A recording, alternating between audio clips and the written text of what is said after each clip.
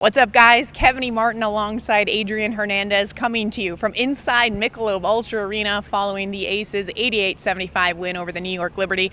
And Adrian, it seems a little silly this early in the season to say this was a must-win, but coming off that loss on Tuesday, obviously losing the Commissioner's Cup, this one kind of had that feeling, right? Look, to your point, only 4 losses so far this season for the Aces, but I was going to press the panic button if they lost tonight.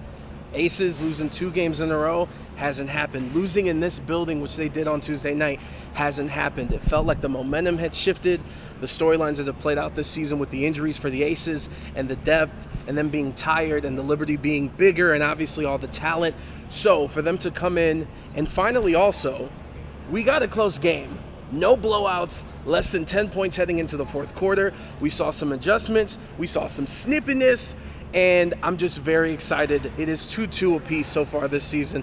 Honestly, I wish we could fast forward to the finals, but I'll relax. We still got a couple games left in the regular season. Exactly. And you mentioned hitting the panic button. I mean, it was a slow start for the Aces there. Liberty opened this one up, 8-0 run. But as you mentioned, there was adjustments. You know, these are two heavyweight. This is a heavyweight battle going head to head. You expected these teams to go on some runs. And really the story of the game, though, was Chelsea Gray, the point guard, recording the first triple-double in franchise history. I mean, you can't say enough about her court vision, her leadership out there. Game in and game out, she's performing.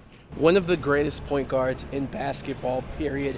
And you felt it. It's unlike anything I've seen in basketball. The way she took this team on her shoulders. I just said it was a close game heading into the fourth quarter.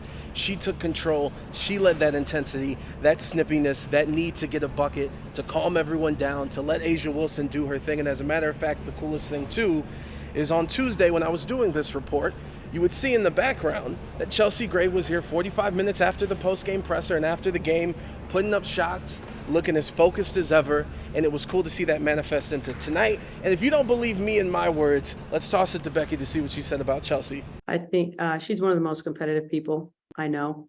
You feel really good when Chelsea Gray is on your team. I'll say that. Big games, big moments, we all know. She gets on these out of this world planet type, I don't know. And when she's just determined, and she's a studier. So she went back and she watched and she takes it personal. And she's, you guys have heard me talk about just her cerebral, but her tenacity on the boards tonight, we all know her passing is going to be there, but the ability to go attack the ball, hit and then go get, it's a difference maker for us. And now I know she's capable of 11 rebounds. She's going to be in for it. Unlocked A'ja Wilson. She has been struggling these past couple games. As a matter of fact, the 2 MVP candidates, the 2 head honchos for the Liberty and the Aces, Breanna Stewart, A'ja Wilson, only combined for 22 points last game.